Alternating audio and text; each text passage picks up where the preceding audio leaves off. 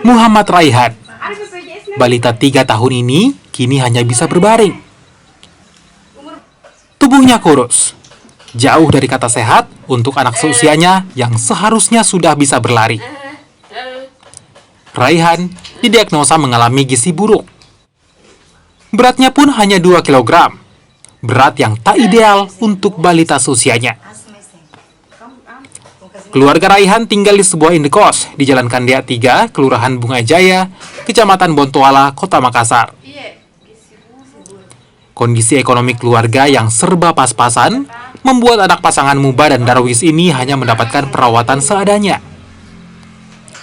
Raihan mulai alami gizi buruk sejak usianya 3 bulan. Semua bermula saat sang bayi alami demam tinggi dan juga batuk. Orang tua Raihan yang bekerja sebagai buruh bangunan dan buruh cuci membuat penanganan balita ini tak maksimal. Alhasil, Raihan kini hanya bisa terbaring di kamar indekos.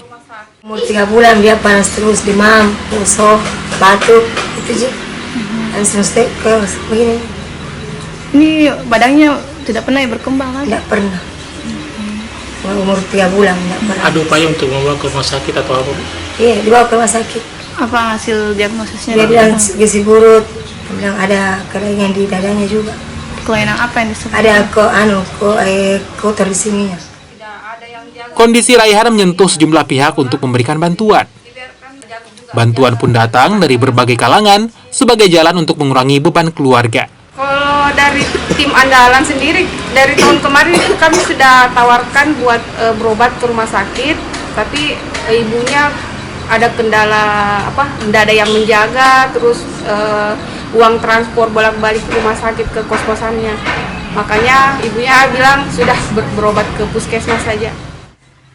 Orang tua Raihan kini hanya bisa terus berupaya untuk memberikan yang terbaik untuk anak mereka. Apalagi keduanya masih punya 7 tanggungan anak yang juga harus dirawat.